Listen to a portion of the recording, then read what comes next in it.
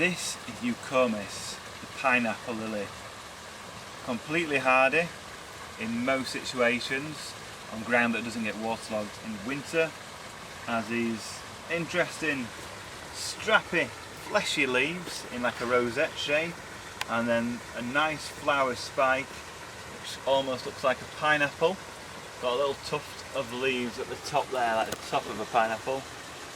And this one is called Polyventii, and it doesn't smell too bad. There are some that smell and pong a bit, but this one is quite sweetly smelling.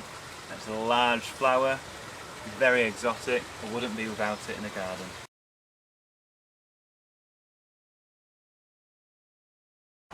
And by far the best feather palm that you can grow in a garden is this one.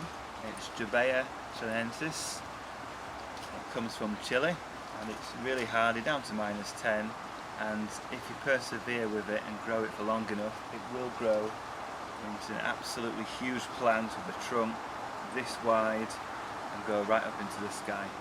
Absolute must-have palm.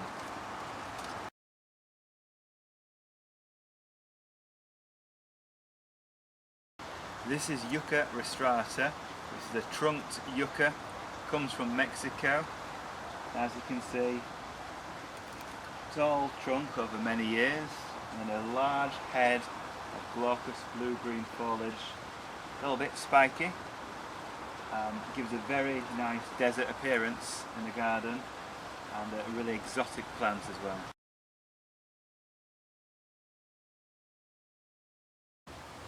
These are Colocasias. These are what are grown in the tropics as edible plants like potatoes, because they get big tubers that you can eat, but I grow them for their amazing foliage, these great big leaves that can actually get up to 1 metre in size on some varieties.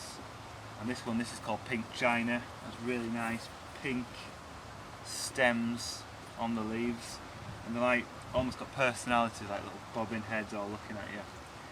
And this one, we can stay in the ground all year if it's well-drained soil, or you can lift them, or you can grow them every year from tubers that you can buy from Caribbean markets. Absolutely fantastic, true tropical plant to grow in the UK.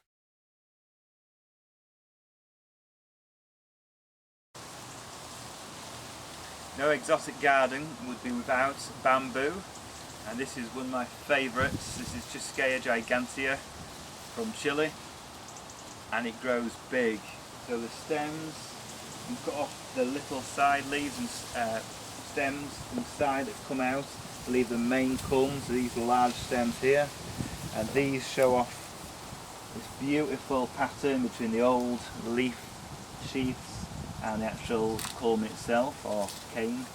And these grow, spread out each year to get a bigger and bigger growth of bamboo. As you can see, it's pretty tall, up to 5, 6, 7 metres tall. Wouldn't be without this in the garden. Totally hardy, most bamboos are. This one's hardy to about -10, -12.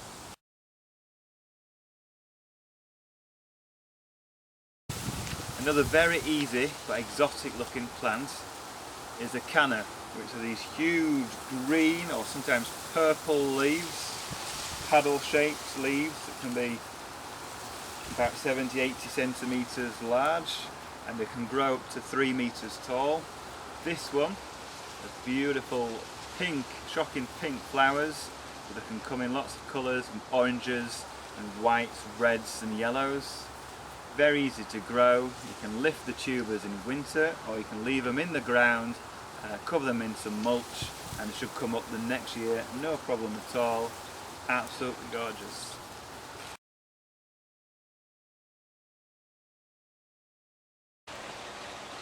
This is the hardy ginger plant. This is Hedychium forestii, which produces these interesting, slightly fragrant flowers in August and September.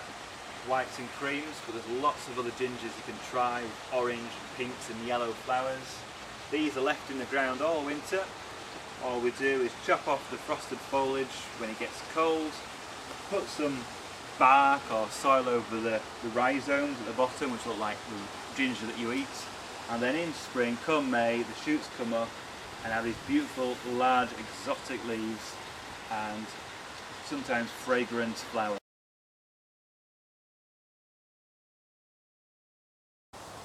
This is Tetrapanax papyrifera rex. As you can see, it grows huge palmate leaves, and it's absolutely essential for a jungle garden. It's hardy, at least down to -10. Just one hardy stem will survive winter, and then these huge leaves are produced from quite early spring onwards, from May, and then it gets this great big canopy of leaves. It takes over quite a big area, but like I said, it's essential for a jungle garden.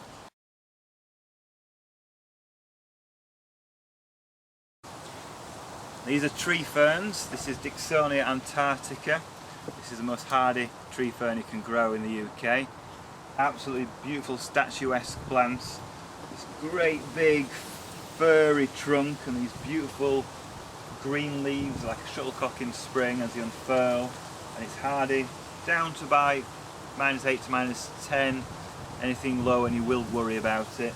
And all you do to protect it in winter, put some straw in the top here, fill it up with straw and break the leaves down, put a fleece bag over, and that'll be fine until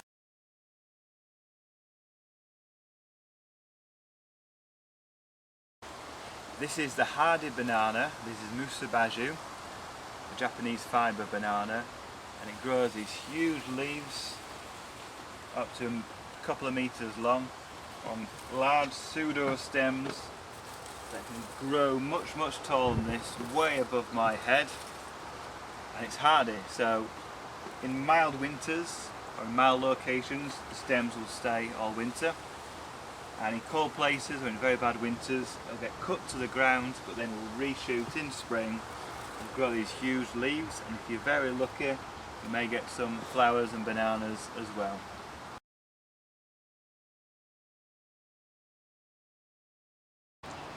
This is the hardy fan palm, Trachycarpus fortunei, essential for any tropical exotic garden in the UK.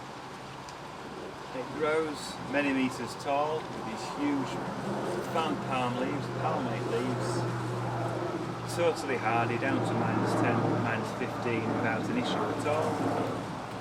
Beautiful green foliage from the base all the way to the top. And it'll keep growing and growing throughout most of the year, and it has a large, fluffy, furry trunk. Beautiful palm for the garden.